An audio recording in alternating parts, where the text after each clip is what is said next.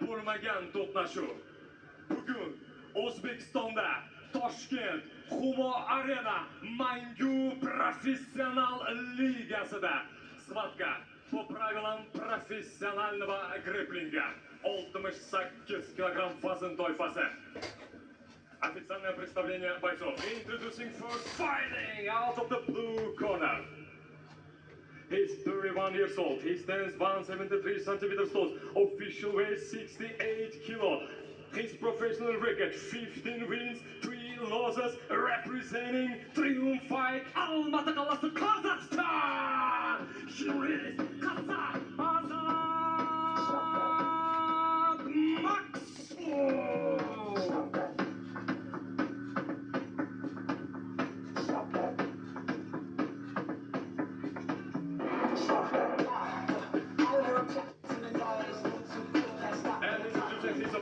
Fighting out of the red corner, he is mixed martial artist. He is 28 years old. He stands 163 centimeters tall. Official weight 68 kilos. His professional record 19 wins, 2 losses. Representing Oktepa Fight Club, Uzbekistan, Kashqadaryo.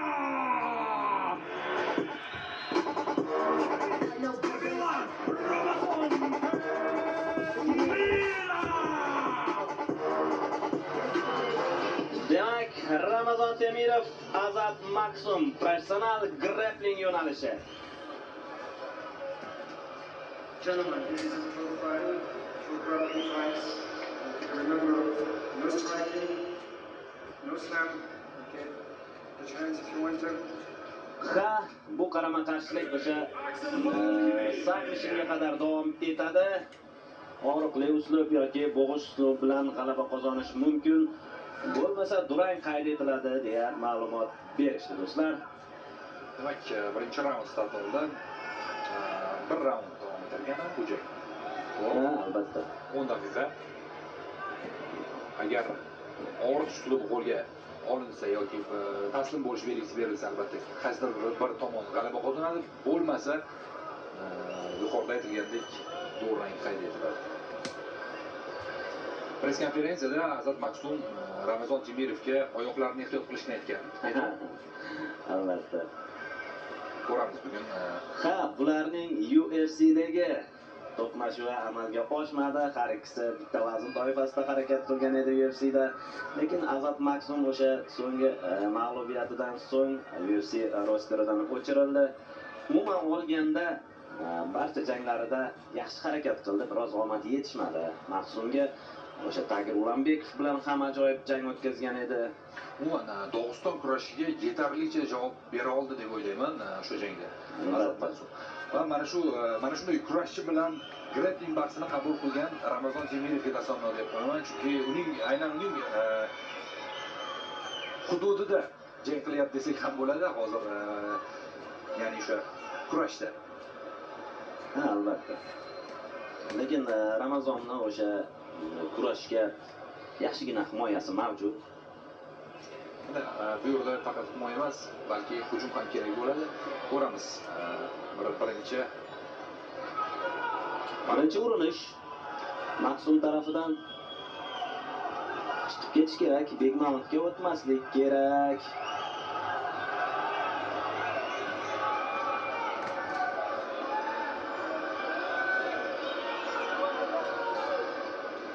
Endi albatta bu o'ziga xos qarama-qarshilik. MMA'dagi rekordiga hech qanday ta'sir ko'rsatmaydi. Arman Sarukandan misol olsa bo'ladi. Har oy demak, grappling bahslarda qatnashadi. Aynan Shara Bullet bilan ham bahs yuritdi va durang qayd etilgan edi. Aynan Arman Sarukan. Arman Sarukan Shara Bulletdan keyin ham bir kurash tushishga ulgurgan. Hozir yana keyingi bahs ham aniq kurash bo'yicha. Bo'sh o'tirmayapti Arman. Hozir mana Ramazon ham diskvalifikatsiya qilingan hozir vaqtincha. Aynan mana shu vaqtni behuda sarflashdan ko'ra mana shunday bahsni qabul qilish lozim. Menimcha yechildi bu va katta ehtimol bilan mart oyida yechilishi kerak edi. Yo, shunaqa yechildi deya ma'lumot berdi Jasur Alijonov va katta ehtimol bilan o'sha Oq uydagi raqamli turnirga harakat qilyapmiz deya aytib o'tgandi. Takedownlari juda zo'r Maksumni o'zi. Tagir Ulanbekov bilan jangda ham xilma-xil takedown ko'rgandik. Hozir mana yana bir master class ko'rsatib desak bo'ladi. Albatta mana shu bahsni ko'rar ekanmiz. Bu bahsdan keyin jangchining MMA'dagi qobiliyatlariga bir qandaydir savol tug'ilmasligi kerak, chunki bu faqat grappling bahsi. MMA'da agar bu jang bo'lsa, bu boshqacha bo'lishi mumkin. Ha, vaziyatdan chiqib keta oldi. Ramazon o'sha parterga olib tushgan vaziyatda agar ochkolar hisoblanganda 3 ballni qo'lga kiritar edi Maksum.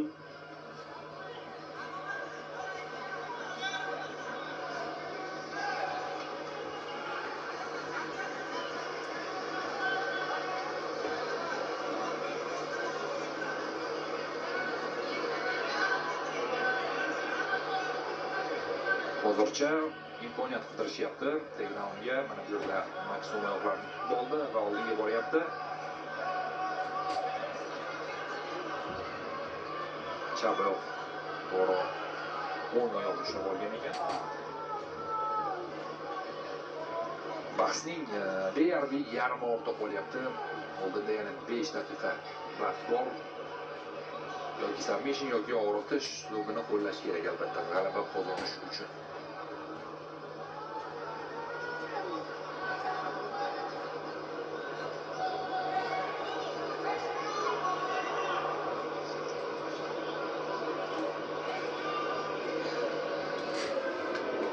Grappling haqida so'z ketar ekan, baribir eng mashhuri hozirda Gordon Ryan ekanligini aytib o'tish kerak. Shuningdek, Craig Jones ham bor, Byron Gracie ham bor. Quvnoq sparringdek bo'lyapti, bir-birlari bilan kulishib, hazillashib kurashyapti albatta, bu yaxshi. Jarohat kerak emas, chunki Ramazon UFC'da jang oladi tez orada. Azat Maksumga esa press konferensiyada ushbu ligada kelajakda grappling emas, balki MMA bo'yicha jang qilish taklif tushdi. Nima deysan degan savol ham tushdi. U esa agar yaxshi taklif bo'ladigan bo'lsa, yo'q deyolmaydigan taklif bo'ladigan bo'lsa, nima olganda yo'q demayman degan javobni aytdi. Albatta, shuningdek Amerikada UFC'dan boshqa ligalardan taklif borligini ham aytib o'tdi.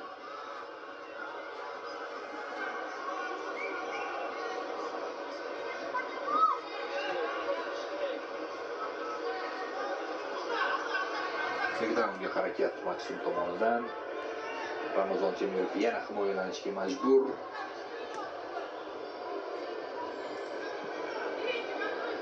Vaqtga qarab qo'ydi albatta. Ramazon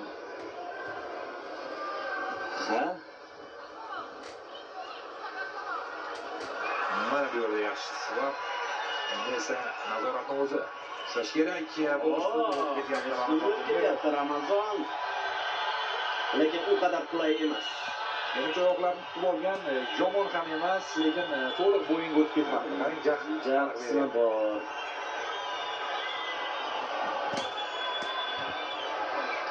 Endi nazorat tazatda.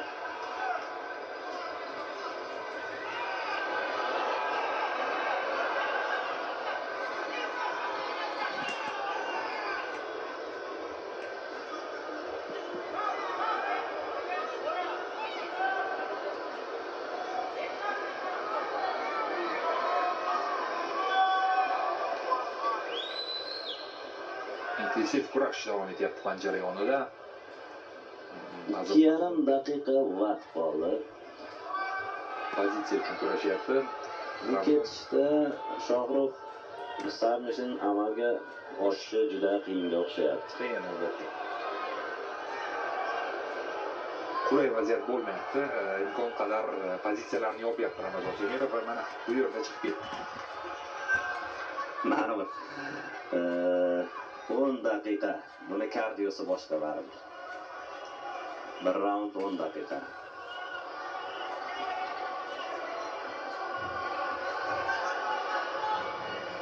Lekin Sharabullet hamda Nursulton Ro'ziboyev bahsi tashkil etilsa, aynan grappling orasida juda ham qiziq bo'lsa kerak. Lekin Nursultonni bilasiz, o'sha Kimurani ajoyib tarzda amalga oshirishini. Kimurani Nursulton Ro'ziboyev kiyib qo'yadi. Juda ham ko'p g'alabalari bor aynan Kimura uslubida. Hozir Nazarimda aynan Sharabulletga qarshi Nursultonning imkoniyati yuqoriroq grapplingda. Meni shaxsiy fikrim. Arman Sarukan bilan ham kurashda ko'pchilik. Endi Arman Sarukan 70 kilogramm vazn toifasida, Shohruh. Bu 84 kilogramm. Bu yerda vazn toifasi 70 kilogramm bo'lmadi Armanda. Nari borsa 77 bo'ldi-da. Sharabullet o'zi 84 urishsa, nechidan tashlaydi? 90 ni yuqori. Deyarli 100 ga yaqin vazn toifasidan tashlaydi. Bo'lishi mumkin. Albatta bu jang ham qiziq bo'ladi. Nursulton Ro'ziboyev, Sharabullet. Biz esa Ramazon Temirov, Azat Maksum qarama tashlaydi. Imkoniyat bo'lishi mumkin, lekin chiqib ketdi. So'nggi 30 soniya o'tib boryapti. Ushbu qarama qarshilikda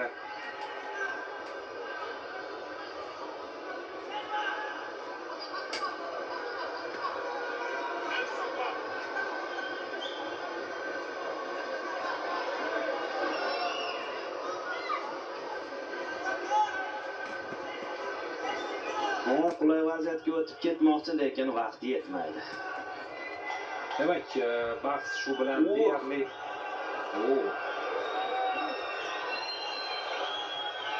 hozir menimcha vaziyat oxiriga yetkazib qo'yiladi va Yetmadi, lekin qulay vaziyatga chiqib keta olganda Mahsum bahs nihoyasiga yetdi. Bu degani durang.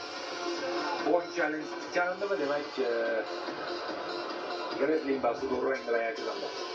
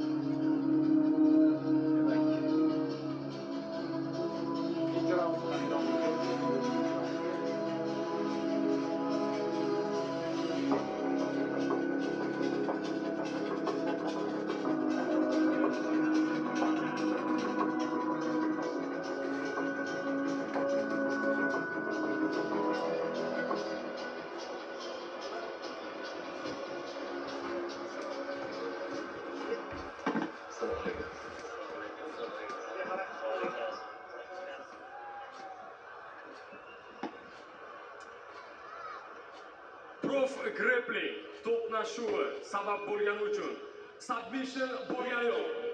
Shuning uchun jangovar durang в этой схватке объявляется боевая ничья. Jangovar durang qayd etilmoqda ushbu grappling bahsida.